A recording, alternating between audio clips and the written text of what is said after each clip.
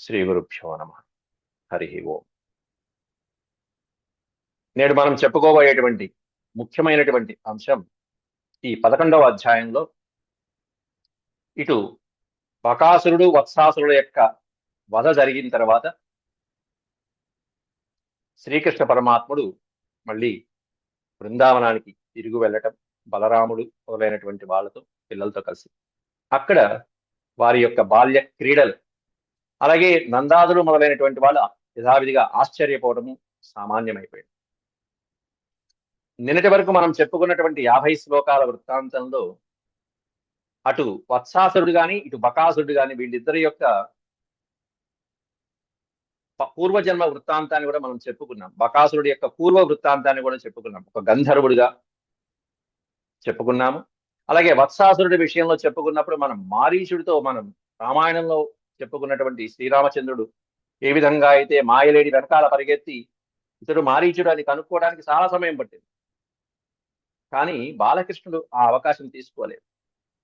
అంటే పూర్వపు అవతారాల్లో జరిగినటువంటి సన్నివేశాలని, ఘటనలని అన్నిటినీ కూడా క్రోడీకరించి అనుభవాలుగా తీసుకుని శ్రీకృష్ణ పరమాత్ముడు తన బాల్యం నుంచే అసుర సంహారాన్ని ప్రారంభించినట్టుగా మనకి భగవద్ ఈ మొత్తం శ్రీమద్ భాగవతంలో స్పష్టమవుతుంది. శ్రీకృష్ణుల వారి యొక్క చరిత్రలో బాల్యం నుంచే, పురిటి నుంచే ప్రారంభించాడు పూతన సంహారం.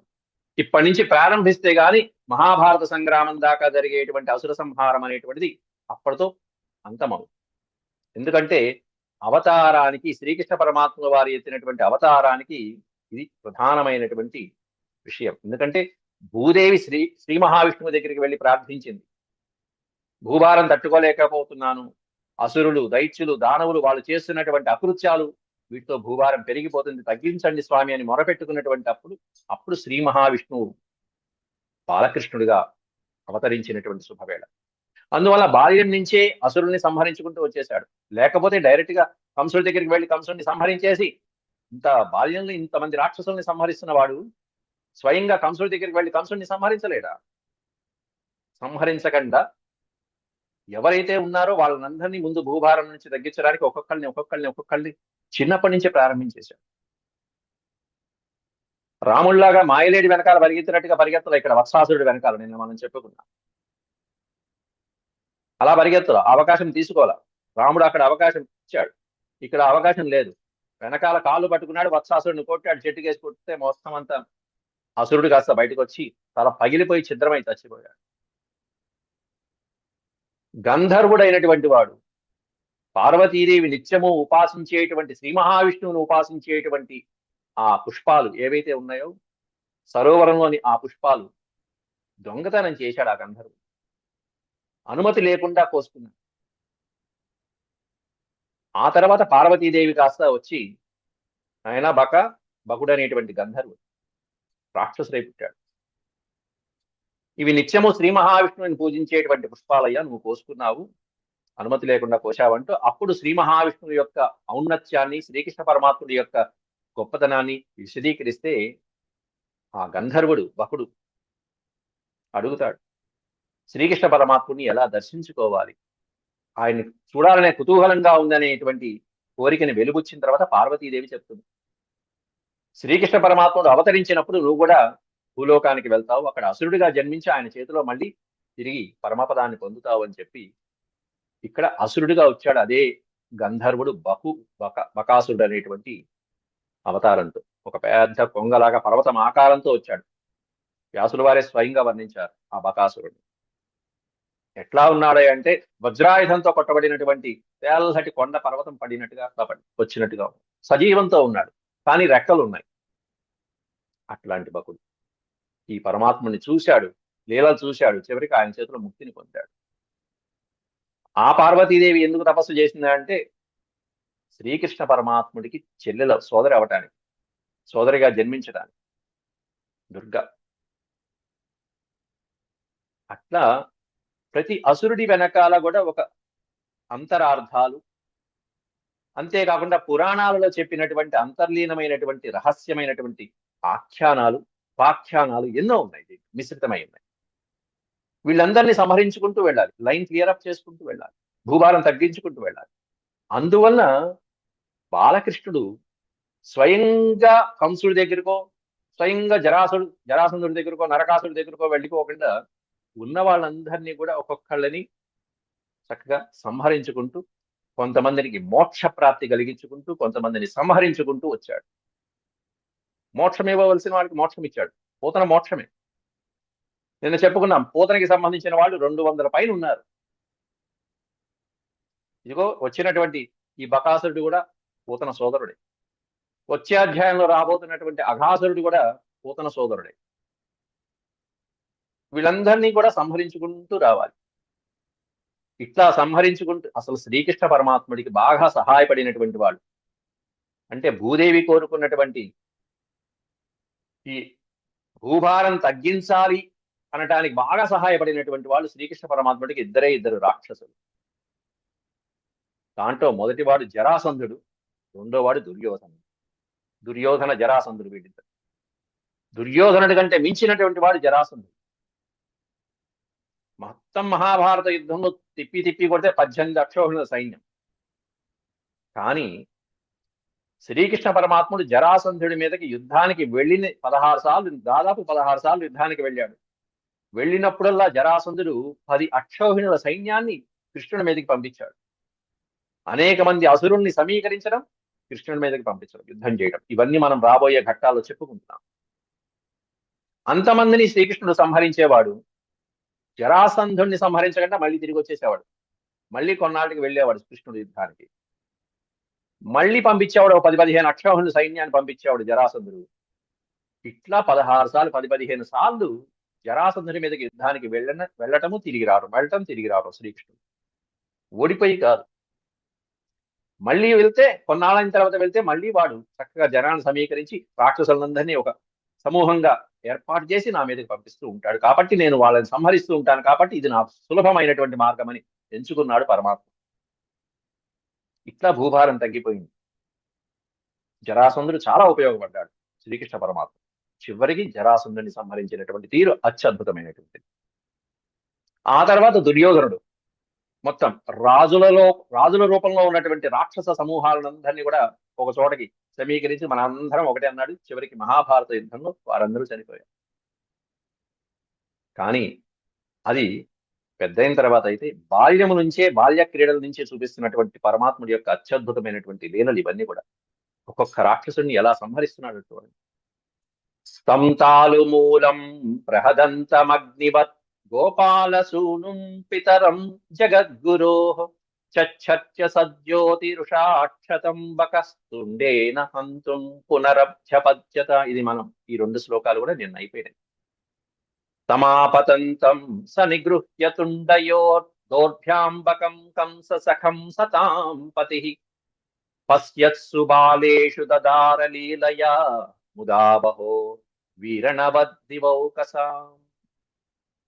తన 2 బాహువులతో ఆ బకుడనేటువంటి కొంగ రూపంలో ఉన్నటువంటి ఆ బకుణ్ణి, అందులోనూ కంససకుడైనటువంటి వాడు, కంసుడికి స్నేహితుడైనటువంటి బకాసురుణ్ణి శ్రీహరి పశ్యత్సు బాలేషు దదార లీలయ, పిల్లలందరూ చూస్తూ ఉండగానే లీలయ, అత్యంత లీలగా. ఇక్కడ చూసారా, పశ్యత్సు బాలేషు అన్నాడు. పై శ్లోకాలలో ఇంకో వచనం చెప్పారు.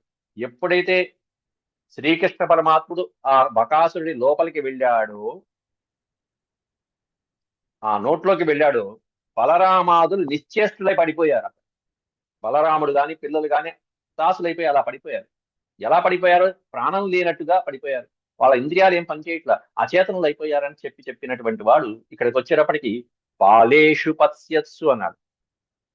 పిల్లలు చూస్తూ ఉండగానే.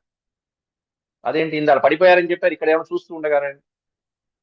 50వ శ్లోకంలో ఒక విషయం చెప్పారు. ఏమిటి అంటే, శ్రీకృష్ణ పరమాత్ముడు వాడి దవడల దాకా వెళ్ళి, ఆ రాక్షసుడి దవడల దాకా వెళ్ళేటప్పటికి వాడి ఆ శక్తి, పరమాత్ముడి యొక్క తేజస్సుకి కాలిపోయి నోట్లో పెద్ద అగ్నిగోళం పెట్టుకున్నట్టుగా కాలిపోయి ఒక్కసారిగా స్వామిని కాస్త ఒక్కసారిగా లోపలికి వదిలేశాడు.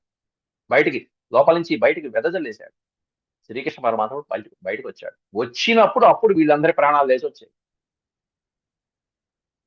పరమాత్ముడు ఉన్నంత వరకే మనం సజీవులం. లేకపోతే కనుక ఆ పరమాత్మ లోపల, ఆ ప్రాణంలో, ఆ జీవుడిలో పరమాత్ముడి యొక్క శక్తి లేకపోతే శివం కాస్త శవమే. బలరామాదులే ఇలా పడిపోతే సాధారణమైనటువంటి ప్రాణులకి ఇంక విషయం చెప్పేదే ఉంది. అలాంటి సంఘటనే అర్జునుడి దగ్గర జరిగిందని చెప్పుకున్నాం నిన్న. చివరికి శ్రీకృష్ణ పరమాత్ముడు కాస్త దేహత్యాగం చేసిన తర్వాత అర్జునుడి పరిస్థితి ఇంకా చెప్పాలా, దిక్కుతోసల. అంతమంది రాజుల్ని గెలిచినటువంటి వాడు చివరికి దొంగల చేతిలో ఓడిపోయాడే. అంటే పరమాత్ముడు ఉండగా ఆ యుద్ధము, ఆ లీల, అంతమంది మహారాజుని గెలవటం, ఇదంతా దగ్గర శ్రీకృష్ణ పరమాత్ముడు ఉండగా జరిగింది. లేకపోయేటప్పటికి చివరికి దొంగల చేతిలో ఓడిపోయి అవమాన భారంతో తిరిగి వెళ్ళాడు చివరికి ధర్మరాజు దగ్గర. కాబట్టి ఇక్కడ బాలేషు పత్స్యస్సు, పిల్లలు లేచారు అప్పటికి. వాళ్ళు చూస్తూ ఉండగానే లీల యాదదార, ఎంతో ఏమీ కష్టం లేనట్టుగా సునాయాసంగా వాటిని పట్టుకుని, ఆ ముక్కు పట్టుకుని, బకాసురుడి ముక్కు పట్టుకుని పైకి లేయి మొత్తం చీల్చి పారేశాడు. ఎలా అంటే వీరణవద్దివౌకసాం, వీరణవత్, ఒక గడ్డి పరకని అలా చీల్చినట్టుగా చీల్చి పారేశాడు, సులభంగా, అత్యంత సులభంగా. ఈ దృశ్యాన్ని చూసి ఇక దివౌకసాం ముదావహౌ, మొత్తం దేవతలందరూ కూడా పరమానంద భరితులైపోయారయ్యా. తదా బకారిం సురలోకవాసినః సమాకిరన్ నందన మల్లికాదిభిః సమీఢిరే సమీఢిరే చానక శంఖ సంస్తవైః తద్వీక్ష్య గోపాలసుతా విసిస్మిరే. వెంటనే పుష్పవృష్టి స్వామివారి మీద కురియటము, అలాగే ఆకాశంలో, అంతరిక్షంలో శంఖనాదాలు, దుందుగులు మొదలైనటువంటి శుభకరమైనటువంటి వాయిద్యాలు ఎలా ఉన్నాయనేది ఈ శ్లోకంలో చెప్తున్నారు. తదా బకారిం, బకా ప్లస్ అరిం, బకారిం. అరి అంటే శత్రువు, కంసుడి యొక్క శత్రువు అయినటువంటి, కంసుడికి మిత్రువు, కృష్ణుడికి అరి శత్రువు అయినటువంటి ఈ బకుడు ఎప్పుడైతే మరణించాడో, వీడు ఎవరికి శత్రువో ఇంకోటి కూడా చెప్తున్నారు. సురలోకవాసిన, దేవలోకంలో ఉండేటువంటి దేవతలందరూ కూడా సంతోషించి, దేవతలకి శత్రువైనటువంటి ఈ బకుడు చనిపోయినటువంటి కారణంతో సమాకిరన్ నందన మల్లికాదిభి, అక్కడ ఉన్నటువంటి ఆ నందనవనాల్లోంచి సేకరించినటువంటి మల్లిక మొదలైనటువంటి చక్కటి పుష్పాలు ఏవైతే ఉన్నాయో ఆ పుష్పాలని సమాకిరణ్, స్వామి వారి మీద అలా వారి పాదపద్మాలకి పుష్పవృష్టి కురిపించారు విజయకేతనంగా. అంతేకాకుండా సమీఢిరే చానక శంఖ సంస్తవై, శంఖములు, దుందుబులు మొదలైనటువంటివన్నీ కూడా ఆకాశంలోంచే అటు దేవతలు, గంధర్వులు మొదలైనటువంటి వాళ్ళందరూ ఈ దృశ్యం చూసి పులకరించిపోయారు. తద్వీక్ష్య గోపాలసుత విసిస్మిరే, ఈ దృశ్యాన్ని చూసి ఒక పక్కన గోపాలసుత, గోపాలకులందరూ కూడా, చిన్నపిల్లలంతా 5 ఏళ్ళు కూడా లేవు ఇంకా, ఆ పిల్లలందరూ కూడా విసిస్మిరే, ఆశ్చర్యపోతున్నారు. బలరాముడికి, కృష్ణ పరమాత్ముడికి మాత్రమే తెలుసు ఈ సన్నివేశాలు, మిగతా వాళ్ళందరూ ఆశ్చర్యపోతున్నారు. అలా బకాసురుడి ద్వారా విడిచిపెట్టబడినటువంటి ఆ కృష్ణుణ్ణి వాళ్ళందరూ దగ్గరికి వచ్చి ఆలింగనం చేసుకుంటూ పైకెత్తేసి, పరమాత్ముడిని పైకెత్తేసి అక్కడి నుంచి అందరూ కలిసి గోవులతో పాటుగా, ఆ లేగదోడలతో పాటుగా మళ్ళీ బృందావనానికి తిరిగి వచ్చారు. ముక్తం బకాస్యాదుపలభ్య బాలక రామాదయ ప్రాణమివేంద్రయోగణ స్థానాగతం తం పరిరభ్య నిర్వృతా ప్రణీయ వత్సాన్ వ్రజమేత్య తజ్జగుః. ముక్తం అంటే విడిచిపెట్టబడటం. బకాస్వాదుపలభ్య బాలక, ముక్తం బకాస్వాత్, బకుడి వద్ద నుంచి విడిచిపెట్టబడినటువంటి, బయటికి రాబడినటువంటి ఆ బాలకుణ్ణి, శ్రీకృష్ణ పరమాత్ముని చూసి రామాదయ బాలక, బలరాముడు మొదలైనటువంటి ఇతర బాలకులు అందరూ కూడా అప్పుడు ప్రాణమివేంద్రయోగణ, వారి సమూహానికి ఒక్కసారిగా ప్రాణం లేచొచ్చినట్టయింది. పూర్వ శ్లోకంలోనే ఉన్న ఇంద్రియాలు అచేతనమైపోయినాయి, వాళ్ళ ప్రాణములు లేవు అని చెప్పినటువంటి వాళ్ళు శ్రీకృష్ణ పరమాత్ముడు వచ్చేటప్పటికి ఇక్కడ ఈ శ్లోకంలో నిర్ధారించేస్తున్నారు. వాళ్ళు లేచి కూర్చున్నారయ్యా. ఎట్లా అంటే ప్రాణమివేంద్రయో గణ, వాళ్ళ యొక్క ఇంద్రియ గణాలన్నీ కూడా ఒక్కసారిగా మేల్కొన్నాయి, చేతనమైనాయి, ప్రాణాలు తిరిగి వచ్చాయి. అమ్మయ్య, కృష్ణుడు వచ్చాడు. పరమాత్ముడు వస్తే వచ్చేటువంటి తేజస్సు అద్వితీయం. అట్లాంటి తేజస్సుని వాళ్ళు స్పష్టంగా గమనించారు పిల్లలందరూ కూడా. స్థానాగతం తం పరిరభ్య నిర్వృతా, స్థాన ప్లస్ ఆగతం, స్థానాగతం తిరిగి వచ్చినటువంటి ఆ పిల్లవాడిని, ఆ శ్రీకృష్ణ పరమాత్ముని తం పరిరభ్య నిర్వృతా, పిల్లలందరూ చుట్టేశారు. ఆ పిల్లవాడిని కాస్త పైకెత్తేశారు. ఆయన్ని ఎవరెత్తగలరు? ఓ పక్కన ఆ తృణావర్తుడు మొదలైనటువంటి వాళ్ళే ఆయన యొక్క భారం మొయ్యలేక కింద పడేశారే. అట్లాంటి ఆ పరమాత్ముని పిల్లలు పైకెత్తారంటే చూడండి. అంటే స్వామివారు భక్తికి లొంగుతారు. భక్తితో పైకెత్తారు స్వామిని. అదే సుడిగాలి రూపంలో వచ్చినటువంటి తృణావర్తుడు ఈయన భారాన్ని భరించలేక అలా పడేశాడు. కాబట్టి శత్రువు పట్ల స్వామి ఎలా ఉంటారు, మిత్రుడి పట్ల ఎలా ఉంటారు, భక్తుడి పట్ల ఎలా ఉంటారు అనేటువంటిది స్పష్టంగా ఇటువంటి శ్లోకాల ద్వారా మనం తెలుసుకోవచ్చు. నిరంతరము అనునిత్యము స్వామిని తలుచుకుంటూ నామ సంకీర్తనే, శరణాగతి. ప్రణీయ వత్సాన్ వ్రజమేత్య తజ్జగు, వత్సాన్ వ్రజమేత్య. ఇక వత్స అనే పదానికి అర్థం నేను చెప్పుకున్నాను. దూడలు, చిన్న చిన్న లేగ దూడల్ని తీసుకొచ్చారు వాళ్ళు మేతకి. వాటితో పాటుగా వాటన్నిటిని మళ్ళీ సమీకరించుకొని వ్రజమేత్య, వాళ్ళు ఉన్నటువంటి నివసిస్తున్నటువంటి ఆ వ్రజం, బృందావనం, ఆ గోకులానికి మళ్ళీ తిరిగి వచ్చి వాళ్ళు ఏర్పాటు చేసుకున్నటువంటి నివాసాలకి తిరిగి వచ్చి తజ్జగుహు, జరిగినదంతా కూడా పెద్దవాళ్ళకి పూసగుచ్చినట్టు చెప్పారు.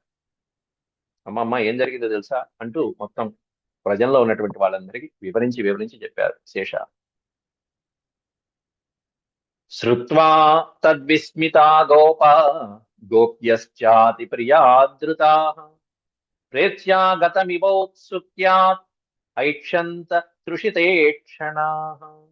శ్రుత్వా తద్విస్మితా గోప, గోపాలకులందరూ కూడా ఆ మాటలన్నీ శ్రుత్వా విని, బాలుడి ద్వారా విని, తద్విస్మిత, పరమాశ్చర్యం చెందారు. విస్మయం అంటే ఆశ్చర్యం. గోపాలకులు, గోపీ జనాలు, గోప్యశ్చాతి ప్రియాదృత.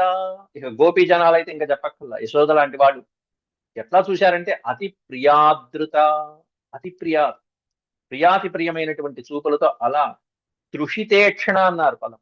ఈక్షణం అంటే చూడటం. తృషితేక్షణ అంటే దాహంతో ఉన్నటువంటి వాడు ఎలా అయితే నీళ్లు తాగుతాడో అలా ప్రేమానురాగాలతో, మమతానురాగాలతో ఆ పిల్లవాడిని తాగేసినట్టుగా చూశారు. పిల్లవాడిని తాగేస్తున్నట్టుగా చూశారు. రుషితం, దాహం, అంత దప్పికతో ఉన్నటువంటి వాడు తాగి. రుషితేక్షణ అంటే చూపులతోనే పిల్లవాడిని తాగేశారా. మమకారం, ప్రేమాభిమానాలు పిల్లవాడి మీద. ప్రేత్యాగతమివ, ఎందుకనంటే ప్రేత్య ఆగతమివ. ప్రేత్యము అనే పదానికి అర్థం అంటే ఇతః పరలోకం యహ గచ్చతి సహ ప్రేత్య భవతి. అంటే ఈ లోకం నుండి పరలోకానికి ప్రయాణించేటువంటి వాడు ఎవరైతే ఉంటారో వాడు ప్రేతము అనబడతాడు. మృత్యువే, మరణం సంభవించినటువంటి ఆ దేహాన్ని ప్రేతం. ప్రేత్యాగతమివ అన్నారు ఇక్కడ. అంటే మృత్యువు దాకా వెళ్ళి, పరలోకం దాకా అలా మృత్యువు దాకా వెళ్ళి మృత్యువుడి నుంచి బయటకు వచ్చినటువంటి ఈ పిల్లవాడిని, బాలుని చూసి వాళ్ళందరూ ఆశ్చర్యపోయారు. ప్రేత్యాగతమివౌత్సుక్యాత్ ఐక్షంత, ఆశ్చర్యపోయి చూశారట. ఎట్లా అంటే తృషితేక్షణ, దాహంతో అలా చూడేస్తున్నారు చూపులతోనే పిల్లవాడిని. ఎంత ఆశ్చర్యం, మన పిల్లవాడికి ఎంత పెద్ద గండం తప్పింది, పిల్లవాడికి అమ్మో అమ్మో అనుకుంటూ చూస్తున్నారు. అహో బతాస్య బాలస్య బహవో మృత్యువో భవన్. ఎన్ని అపాయాలు, బహవో మృత్యువో అభవన్. ఎన్ని మృత్యు సంకేతాలు వచ్చాయి ఇప్పటికీ. పుట్టినప్పటి నుంచి ఇంకా 3 ఏళ్ళు కూడా పూర్తిగా నిండలేని బాలుడికి ఎన్ని అవాంతరాల. అహో బతాస్య బాలస్య బహవో మృత్యవో భవన్ అప్యాసీద్ విప్రియం తేషాం కృతం పూర్వం యతో భయం. అపి ఆసీత్, వాళ్ళు ఎంత ప్రయత్నించినప్పటికీ రాక్షసులు వాళ్ళు అనుకున్నది సాధించలేకపోతున్నారు. అహో బతాస్య బాలస్య బహవో మృత్యవో అభవన్. ఎంతమంది ప్రయత్నించారు ఈ బాలుని సంహరించడానికి. అహో ఎంత ఆశ్చర్యమో కదా అంటూ, అహో అనేది ఆశ్చర్యార్థకం. అంటే రాక్షసులు చేస్తున్నటువంటి ప్రయత్నాలన్నీ విఫలమైపోతున్నాయి. 2 శ్లోకాలలో వాళ్ళ ప్రయత్నాలు ఎట్లా విఫలమైపోయినాయో మళ్ళీ ఒకసారి గుర్తు చేసుకుంటున్నారు ఇక్కడ. అహోబత అస్య బాలస్య, ఈ బాలకుడు సంహరించడం కోసం, ఈ పిల్లవాడిని సంహరించడం కోసం ఎన్ని మృత్యుఘంటికలు మోగాయి. శిశుఘాతిని అయినటువంటి పోతన దగ్గర నుంచి అప్యాసీద్ విప్రియం తేషాం, ఈ పరమాత్ముడికి ఎంత విప్రియం చేయాలి, ఇతన్ని శిక్షించాలి, ఇతన్ని సంహరించాలనేటువంటి వాళ్ళు ఎంత ప్రయత్నం చేసినప్పటికీ కూడా కృత పూర్వం యతో భయం. పూర్వం కృతం, అంతకుముందు చేశారు నందవ్రజంలో, ఇప్పుడు బృందావనానికి వచ్చినా చేశారు. పాపం ఎంతో కష్టపడి కుటుంబాలు మొత్తం నందవ్రజం నుంచి బృందావనానికి వచ్చేసాయి. ఇక్కడ ఎన్నో కష్టాలు వస్తాయి. కాబట్టి మళ్ళీ ఇంకో కొత్త కష్టం వచ్చే లోపల మనం సులభమైనటువంటి మంచి మార్గంలోకి వెళ్దామని చెప్పేసి మంచి ప్రదేశాన్ని ఎంచుకుని మరీ వస్తే వెనకాలే కష్టాలు మళ్ళీ మొదలైనవి బృందావనంలో కూడా. అంతేగాని స్థాన మార్పు వల్ల కలిగేటువంటివి కాదు ఎప్పుడు కూడా. పరమాత్ముడు కావాలని ఆయన తెచ్చుకుంటున్నారు. బృందావనానికి ఎందుకు వచ్చాడో అనేది కూడా మనం చెప్పుకున్నాం. పరమాత్ముడు వాళ్ళ యొక్క మనసుల్లో ప్రవేశించి, అందులో ఉపనందుడు మొదలైనటువంటి వాళ్ళ మనసుల్లో ప్రవేశించి ఇక్కడి నుంచి స్థానం మళ్ళీ మార్చాలి. కొంతకాలం బృందావనం, మళ్ళీ కొంతకాలం మధుర, మళ్ళీ కొంతకాలం ద్వారకా నగరం. ఎన్ని మార్చారు స్వామి? అందరూ పుట్టింటోనే ఉండాలంటే ఎట్లా? అందరూ ఒకే ఇంట్లోనే ఉంటే ఎట్లా? మార్పులు చేర్పులు ఉంటూ ఉంటాయి. మారిన తర్వాత కూడా కష్టాలు వచ్చాయి అని చెప్పి అనుకుంటే లాభం లేదు. వస్తాయి, అంతా దైవలేదు. ఎవరైతే అదే సుఖదుఖాలలో ద్వంద్వాలు అనేటువంటి వాటిల్లో సమానంగా ఎవరైతే ఉంటారో అలాంటి వాళ్ళే విఘ్నులు అని చెప్పి అంతకుముందు శ్లోకాలలో మనం చెప్పుకున్నాం. అట్లా స్వామి ఇక్కడికి వచ్చినా కూడా ఆ లీలలే. అథాప్యభిభవంత్యేనం నైవతే ఘోరదర్శనా. తే ఘోరదర్శనా, అనేకమైనటువంటి ఘోరమైనటువంటి సన్నివేశాలు, అసురులు వాళ్ళు చూపించినటువంటి వినాశనాలు. అథా అపి అభిభవంతి ఏనం, ఈ పిల్లవాడి మీద ఇంకా కలుగుతూనే ఉన్నాయి, ఆగిపోలేదు. ఇతన్ని సంహరించాలని జిఘాంసయేనమాసాద్య. జిఘాంసం అంటే సంహరించడం. ఈ పిల్లవాడిని సంహరించాలని ఎంత ప్రయత్నాలు చేస్తున్నా కూడా అవన్నీ విఫలమైపోతున్నాయి. దానికి కారణం ఏంటంటే శ్రీహరి, శ్రీమన్నారాయణుడి యొక్క అనుగ్రహంతో అవన్నీ పటాపంచలైపోతున్నాయి. ఈయన రక్షించబడుతున్నాడు. పైగా వాళ్ళు నశించబడుతున్నారు. ఎవరైతే ప్రయత్నించారో వాళ్ళు నశిస్తున్నారు. నశ్యంత్యగ్నౌ పతంగవత్. ఆ వచ్చినటువంటి రాక్షసులు ఎలా నశిస్తున్నారో ఒక ఉపమానం చెప్తున్నాను. నశ్యంత్యగ్నౌ పతంగవత్. పతంగము అంటే మిడత. అగ్నౌ పతంగవత్, అగ్నిలో పడినటువంటి మిడతల వలె ఆ వచ్చినటువంటి రాక్షసులందరూ కూడా ఈ భయంకరమైనటువంటి శ్రీకృష్ణ పరమాత్ముని యొక్క తేజస్సు అనేటువంటి అగ్నిలో పడి మిడతల్లాగా మాడిపోతున్నారయ్యా. నశ్యంత్యగ్నౌ పతంగవత్. అహో బ్రహ్మవిదాం వాచో నాసత్యా సంతి కర్హిచిత్. గర్గో యదాహ భగవాన్ అన్వభావి తదైవ తత్. భగవాన్ అన్వభావి. గర్గుడు ఏ మాటలైతే చెప్పాడు, గర్గాచార్యుల వారు ఏ మాటలైతే చెప్పారో ఆ మాటలు సత్యములవుతున్నాయి కదా అని చెప్పి నందవ్రజంలో ఉన్నటువంటి ఈ బృందావనంలో పెద్దలందరూ అనుకుంటున్నారు. ముఖ్యంగా నందుడు మొదలైనటువంటి. అహో బ్రహ్మవిదాం వాచ, ఆ పరమ బ్రాహ్మణోత్తముని యొక్క వచనాలు. యాదవులందరికీ గురువు, పురోహితుడు ఎవరయ్యా అంటే గర్గాచార్యుడు. ఆయన స్వయంగా 8వ అధ్యాయంలో మనం చెప్పుకున్నాం ఈ విషయాలను. 8వ అధ్యాయంలో గర్గాచార్యుల వారే వసుదేవుడి చేత పంపించబడితే వచ్చి బలరాముడికి శ్రీకృష్ణ పరమాత్ముడికి రహస్యంగా నామకరణం చేసి వెళ్ళిపోయాడు. ఆయన్ని చూడంగానే ఊరకరారు మహాత్ములు అని చెప్పుకున్నటువంటి వాడు నందుడు. ఆయన మీరు వచ్చారు, వీరికి నామకరణం చేయండి పిల్లలిద్దరికి అని చెప్పంటే, నామకరణం చేస్తాను కానీ నువ్వు అనుకున్నట్టు కాదయ్యా, ఉత్సాహాలు, ఊరేగింపుడు, ఆడంబరాలు ఇవన్నీ లేకుండా చేయాలి, ఎందుకంటే కంసుడి కన్ను పడుతుంది, జాగ్రత్త అని చెప్పి గర్గాచార్యులు వారు సూచించడం జరిగింది.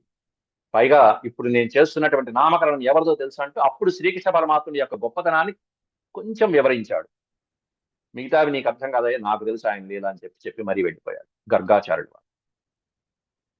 పూర్వం ఈయన ఎన్నో అవతారాలలో దుష్ట సంహారం చేసి శ్రీ మహావిష్ణువు రూపంలో సాక్షాత్తు నారాయణుడయ్యా అని కూడా చెప్పాడు గర్గుడే స్వయంగా వచ్చి.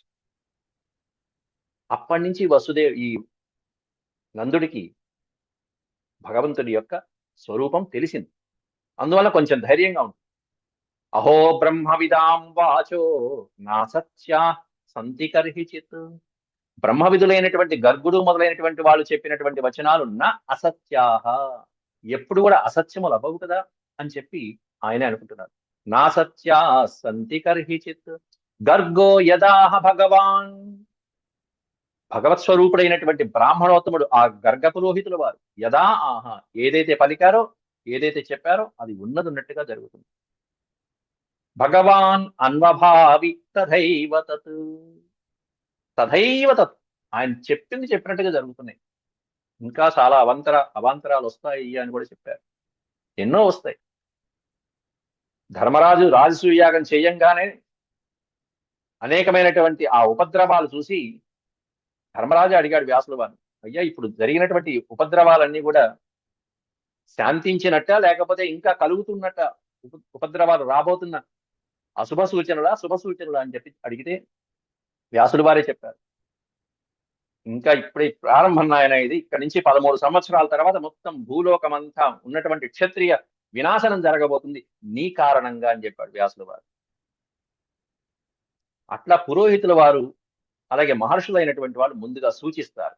అంతకంటే వాళ్ళు సూచించడానికి ముందే మన మనసు అంతరంగం సూచిస్తుంది లోపలే ఉన్నటువంటి పరమాత్ముడు. దాన్ని మనం కనిపెట్టలేకపోవచ్చు. ఇక్కడ గర్గుడు స్వయంగా వచ్చి చెప్పాడు. అంతేకాకుండా ఇతి నందాదయో గోపాః కృష్ణరామ కథాముదా కుర్వంతో రమమాణాశ్చ నావిందన్ భవవేదనాం. ఇది నందాదయ గోపాః, ఈ విధంగా గోపాలకులందరూ కూడా ఎవరై అంటే నందుడు మొదలైనటువంటి గోపాలకులు ఎవరైతే ఉన్నారో వాళ్ళందరూ కూడా కృష్ణ రామ కథాముద, శ్రీకృష్ణ పరమాత్ముడు బలరామకృష్ణుల యొక్క కథలు గాథలు చక్కగా శ్రవణానందకరంగా ఆలకిస్తూ ముదా, ముదా అంటే సంతోషం, పరమానంద భరితులైపోతున్నారు. ఎంత పరమానంద భరితులైపోతున్నారో రెండో పాదంలో చివరిలో చెప్పాడు, నావిందన్ భవవేదనాం. భవవేదనాం నా అవిందన్.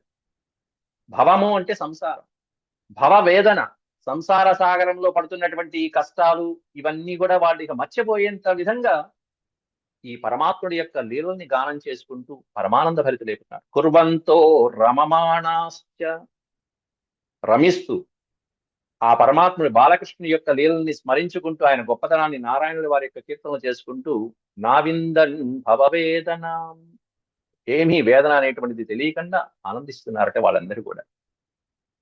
ఆ తర్వాత చివరి శ్లోకంలో ఏవం విహారై కౌమారై కౌమారం జహతుర్వ్రజే నిలాయనై సేతుబంధైర్ మర్కటోత్ప్లవ నాదిభిః. నిలాయనై సేతుబంధైర్ మర్కటోత్ప్లవనాదిభిః.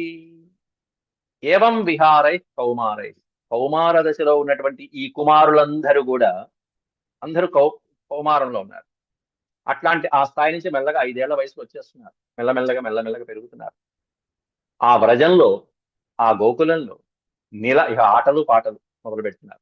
నిలాయనై సేతుబంధై, నిలాయనము, అయనము అంటే నేత్రములు, నిలాయనై దాగుడు మూతలు ఆడుకోవటం, కళ్ళు మూసుకుని అటు ఇటు దొంగ పోలీసులాగా దాగుడు మూతలు ఆడుకోవటం. సేతుబంధై, సేతుబంధనం ఎప్పుడో రామావతారంలో నిర్మించారు, అవన్నీ గుర్తొచ్చాయి. కాబట్టి సేతుబంధం లాగా ఒకళ్ళు అలా వంగుంటే మధ్యలోంచి ఇటు నుంచి అటు నుంచి పైనుంచి రకరకాలుగా సేతుబంధనాల మీద ఆడుకోవటం. మర్కటై, కోతుల్లాగా అనేక రకాలైనటువంటి వేషాలతో కాస్త ఎగరటము, లేకపోతే వాటిలాగా పాకటము. అలాగే ప్లవనాదిభి, కోతుల్లాగా గంతులు వేయటము, చెట్లు ఎక్కడము, చెట్ల నుంచి కిందకి దూకటము, ఇట్లాంటి ఆటలతో ఈ పిల్లలు మెల్లగా కౌమార దశకి, అక్కడి నుంచి 5 ఏళ్ల వయసుకు వచ్చారు పిల్లలు అందరూ కూడా. ఈ గ్యాంగ్కి ఒక రకంగా చెప్పాలంటే బలరాముడు పెద్దవాడు, కాస్త జాగ్రత్తగా చూసుకునేవాడు, కానీ అల్లరి గడుగ్గా ఎవరంటే బాలకృష్ణుడే. ఇక తర్వాత వచ్చే అధ్యాయంలో అఘాసురుడు అనేటువంటి ఈ పూతన సోదరుడి యొక్క సంహారం చేయడం అనేది ముఖ్యమైనటువంటి అంశం రాబోయే 12వ అధ్యాయం. అంతకంటే ముందు బాలకృష్ణుడి యొక్క లీలలు ఇంకొన్ని, వాళ్ళ బాల్య క్రీడలు, ఎన్ని రకాలైనటువంటి క్రీడలు ఆడారు, వీళ్ళు ఏ విధంగా సంతోషించారు పెద్దవాళ్ళందరూ అనేటువంటిదంతా చెప్పి ఆ తర్వాత అఘాసురుడి యొక్క సంహారం వర్ణిస్తారు వ్యాసుల వారు. ఇది శ్రీమద్భాగవతే మహాపురాణే పారమహంస్యాం సంహితాయాం దశమస్కందే పూర్వార్ధే వత్స బకవధో నామ, వత్సుడు బకవుడు ఇద్దరు, వధో నవమ నామ అని ఉండాలండి, ఇక్కడ అక్షరం పోయింది, నామ ఏకాదశోధ్యాయ సంపూర్ణ. ఓం శాంతి శాంతి శాంతి. యదక్షరపదభ్రష్టం మాత్రాహీనం చ యద్భవేత్ తత్సర్వం క్షమ్యతాం దేవనారాయణ నమోస్తే. సర్వం శ్రీకృష్ణార్పణమస్తు. హరి ఓం. వచ్చే అధ్యాయంలో ఈ 11వ అధ్యాయం యొక్క శ్లోకాలన్నీ మీరు పఠించిన తర్వాత ఆ తర్వాత 12వ అధ్యాయం యొక్క భాష్యం, శ్లోకం యొక్క భావము మనం వివరించుకుందాం. సెలవు.